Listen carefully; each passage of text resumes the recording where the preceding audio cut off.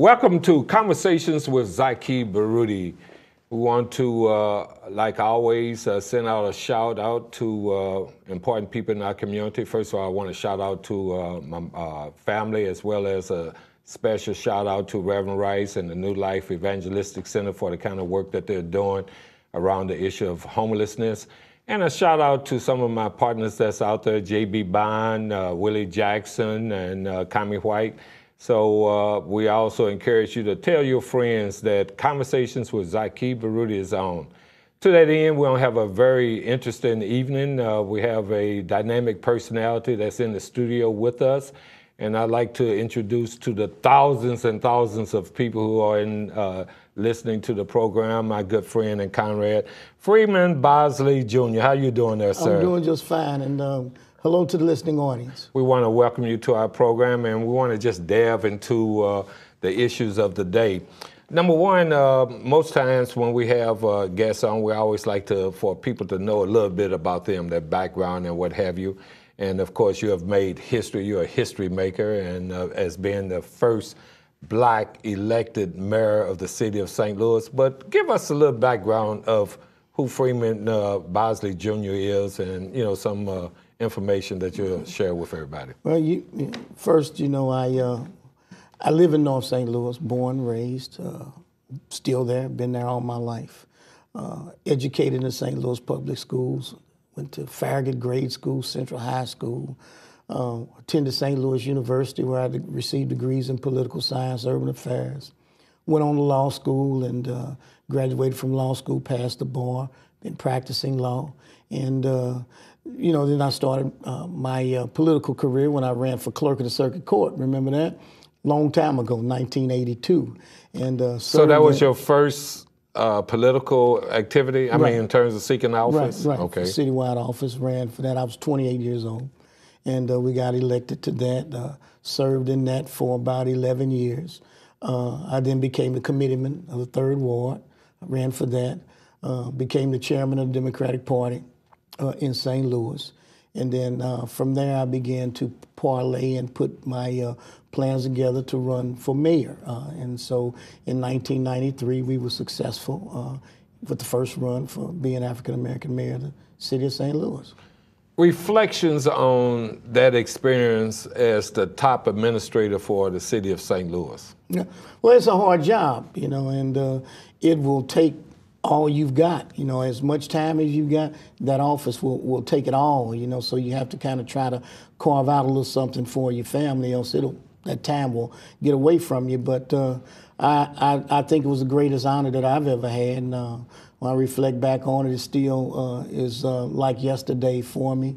You have to hit the ground running. It goes very fast. It's like you ever see Star Trek when Captain Picard says, "Scotty, I want warp speed," and it takes off. That's how 4 years in the mayor's office is. Well, in your 4 years, what would you say was your highest achievement or accomplishment that you can reflect on? Yeah, well, I've got several. We were able to do North Kings Highway. Of course, it had never been paved. We restructured North Kings Highway, built a North Side Shopping Center up there on Union and Natural Bridge. First time ever 3-year pay plan for city employees, police and firefighters. We were able to do Forest Park, $100 million development with Forest Park. So those are some of the main things that loom really large in terms of what we were able to do. When I left office, left the city with $50 million in the bank. When we first came in office, they didn't have $1 million. So I was very proud of that. Well, that's great. We're in this political season, just coming out of political season this past November with the presidential election and federal elections, and we're moving into local elections. Of course, on March the 7th, there's going to be a primary election.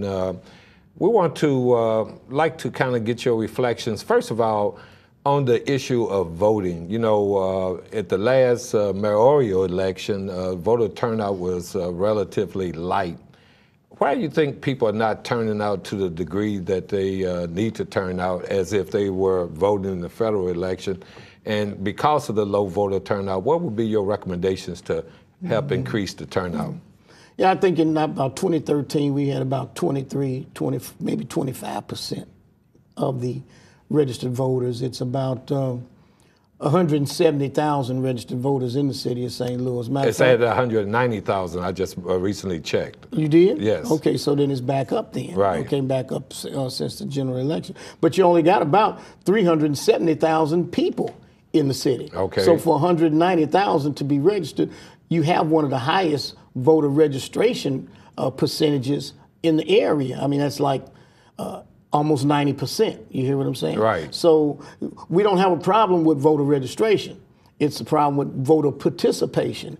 And so I think that basically comes down to who's running. You know what I'm saying? When you have a low turnout, to me, that's an indication of the people that are running. I mean, you have to, people just don't run to the polls and vote for you. I mean, you have to inspire them. You have to energize them. You have to make them feel that they're part of a campaign. You have to make them feel like you're going to be for them and that you're going to do something for the public. So that's what I think results in low turnout. Notice Francis Slay in these races that he's run, he's been mayor for 20 years. You would think that people that are really behind him or excited about his candidacy would come out and support him. But you still have these very low numbers. So to that end, so you're saying part of the low turnout are the candidates. Now, you know, when you mention Francis Slay, there's been 4 different instances where people are challenging him. Right. Well, at least 3. Yeah. So those candidates then were not of the inspiration then in terms of your analysis. And we could talk about that on the flip side of of our break in a few minutes. So we'll be right back with conversations with Zaki Baruti. Yeah.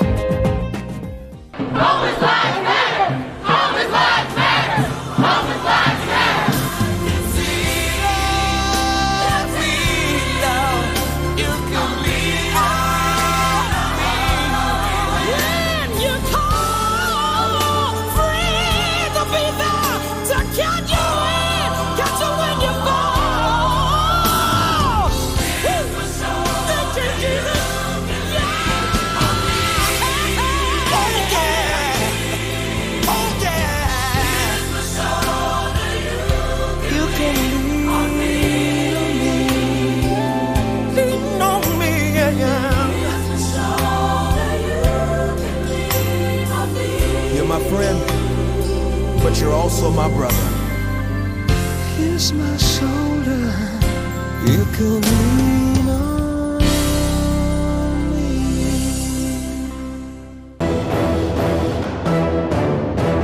Welcome back to Conversations with Zaki Baruti, and we're here with our good friend Conrad, his history-making gentleman, Freeman Bosley Jr., and we were talking in terms of getting people out to vote. Mm-hmm. And now we have a very important election that's taking place in a couple weeks. To that end, as far as inspiring people to vote, there's a number of candidates that are running. Mm-hmm. Do you believe it will be a high voter turnout? First of all, what's your predictions on that? I think that it'll be higher than it was. Like I said, it's probably about 25% in was 2013. I think it could get as high as 30, maybe 33, and I think that's because, you know, there's a lot of people that are frustrated about the number of people that are running, but then at the same time, I think it has caused folks to take a closer look at the race. It has caused people to take a greater interest in the race. If you notice the debates that they're having, the one in St. Louis, well attended. They had 1,200 people there.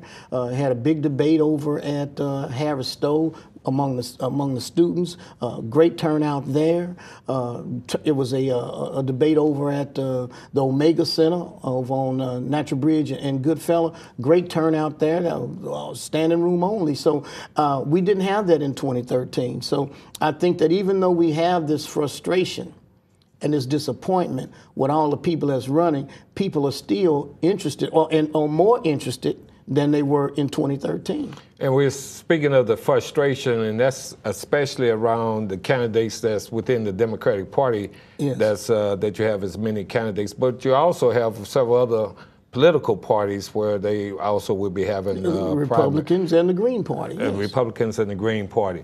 So to that end, in terms of the importance of people getting out to vote, there are key issues that have been discussed at many of the debates. As a former mayor of the city of St. Louis, moving forward, let's look at some, from your perspective, some of the critical issues that that you think that the people are to really look at, and hopefully that would motivate them to turn out. And then we'll end up seeing how you see the best candidates for the primary election. Well, of course, you got the big four: housing, jobs, crime, education. Those are some of the most important issues to people, and they want to know where the candidates stand, what the candidates are going to do for them, what the candidate's position is on each one of those issues. And so the candidates have to articulate, or should articulate, a position as it relates to each one of those issues. What are you going to do about jobs? What are you going to do about housing? What are you going to do about crime? What are you going to do about education? They want to know. Well, let me ask this question of you. You cited several of those key areas, and I want to put you on the spot as being an advisor to, one of the candidates, one of your choice. And let's go by each of the issues in terms of that you just brought out. Let's look at housing first. What would be your recommendation as to how your candidate should address the issue of housing? Okay. Well, we just spent $15 million on a giveaway for the NFL. You see what I'm saying? Trying to keep a football team in a failed effort and a very weak effort at that, just a giveaway of $15 million. I mean, take money like that and try to do projects of scale. In terms of North St. Louis, that's the only place where you have large tracts of developable land. I would say that would be one of my focuses, bringing in businesses there, helping to do housing on a mass scale, not just 4 or 5 houses, not just 10, 25, 30, 40, 50 houses in one particular area, concentrated, and that way you start getting critical mass, and then other people will see that and want to be part of it. You know what I'm saying?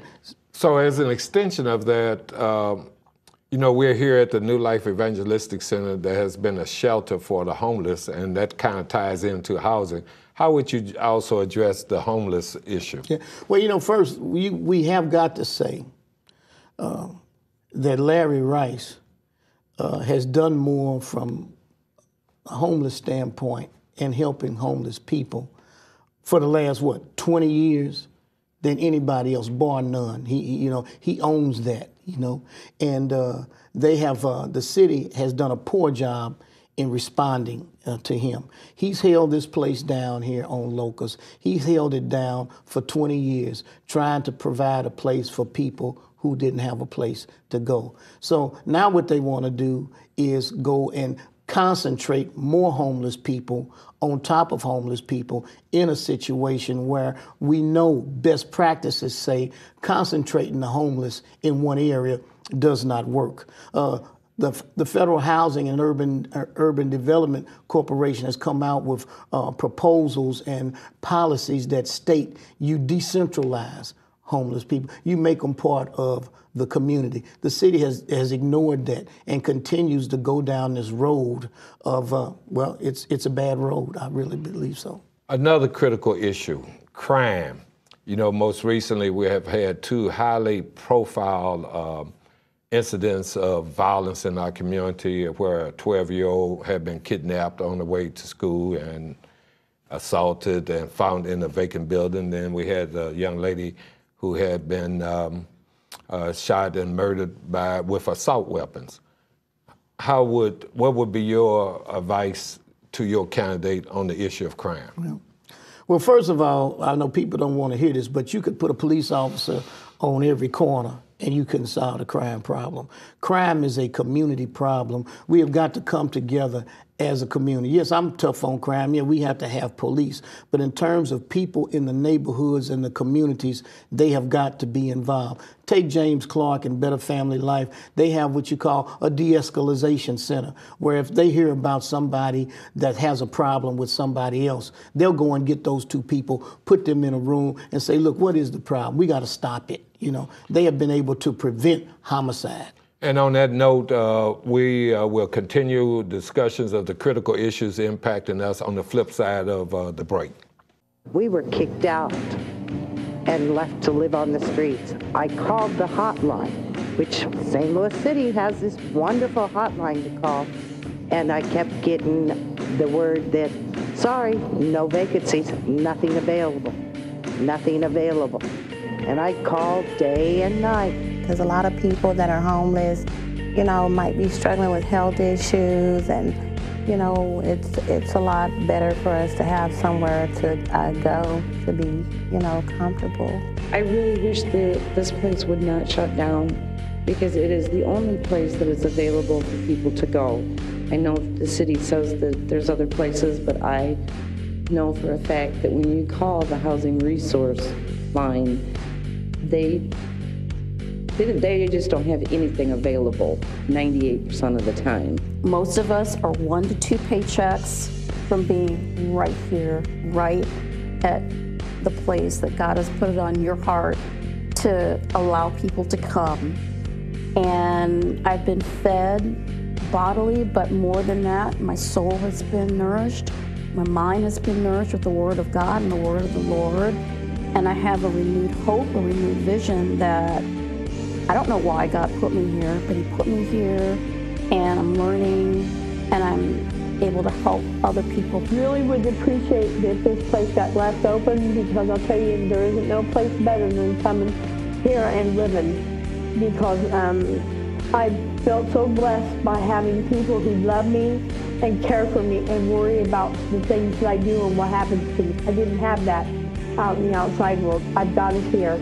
Your spare change could help spare a life, save a life right now. Send your gift straight in to P.O. Box 473, St. Louis, Missouri. It's 63166. Or you can even give online at www.newlifeevangelisticcenter.org. Homeless believer, find here a home. Homeless believer, find here a home. Homeless believer, find here a home. You may be lonely, but you're never alone. Welcome back to Conversations with Zaki Baruti. As in studio with me is Freeman Bosley Jr., history-making first African-American mayor of the city of St. Louis. And we were talking about you being an advisor to the next mayor of the city of St. Louis. And we were talking about crime. I just want to finish up your thought. Yeah, well, see, take a police officer. One police officer It costs us $50,000 a year for police officers. So if you got 100 of them, what is that? That's about $5 million. You hear what I'm saying? Right. All right. But these de-escalation centers that James Clark and Better Family Life are putting together, probably you could find one for $10,000. You know. So we've got to work harder and smarter in terms of dealing with the crime problem. Jails and police are on the back end of the crime problem.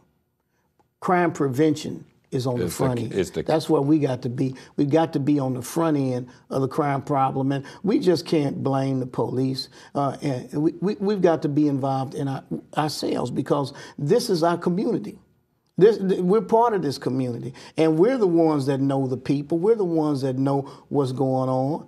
We have a better chance of finding out what's going on than the police do. So we got to get involved. More involvement is what is needed. Absolutely. And getting ahead of crime, two critical issues that helps us get ahead of crimes, I'd like to hear your viewpoints on, is education and jobs. That's right. Would you agree with that? I agree with that. Okay, right. So what would be your advice to the next mayor as to how to deal with the issue of education? Well, when I was in office, I met with the superintendent of public schools every month. I'd ask him, where are we? What are some of your problems? What are some of your concerns? What is it that you need? How can the mayor's office help? I was in a school. I visited almost every public school in the city of St. Louis. I visited more public schools than any mayor, all the mayors put together. You've got to show that you involved to that extent. One of the beautiful things that has just happened with the St. Louis public schools, you know, they had lost their accreditation, had been lost it for almost 10 years.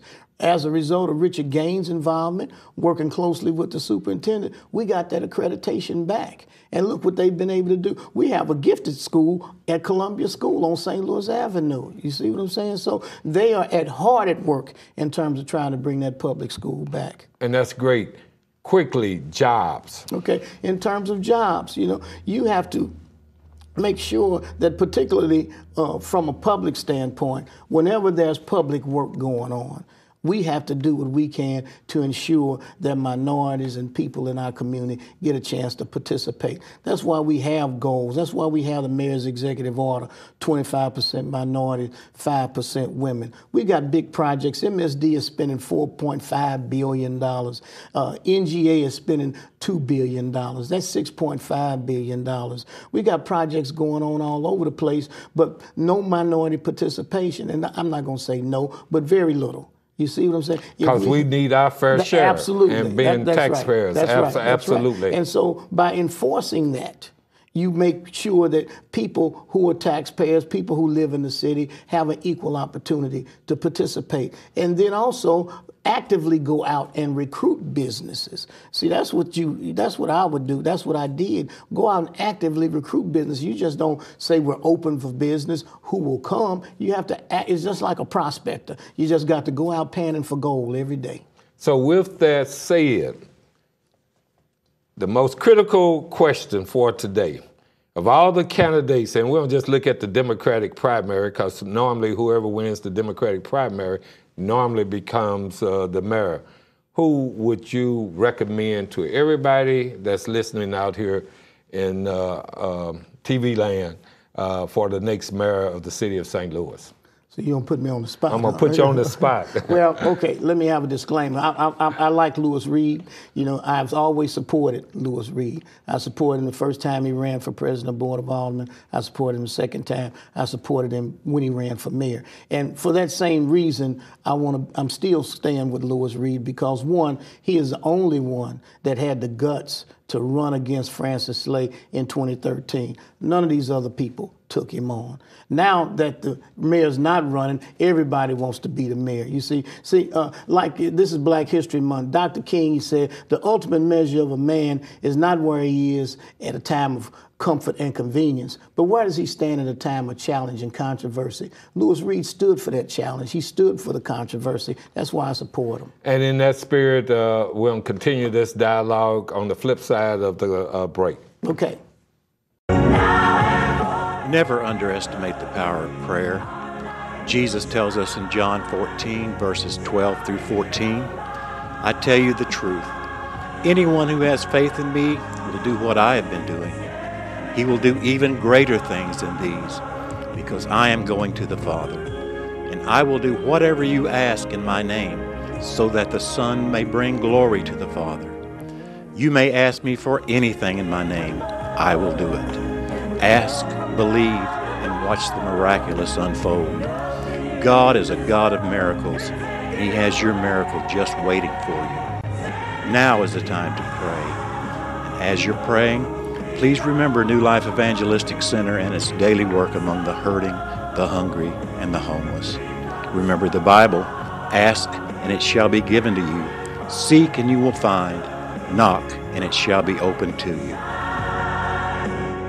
What would happen if you had not been here the last 30 days? I don't know. I probably would have been on the streets. With little Mackenzie here. Yeah, and the weather lately has been kind of hectic. Well, when you're abandoned and nobody wants you, it makes a difference between life or death.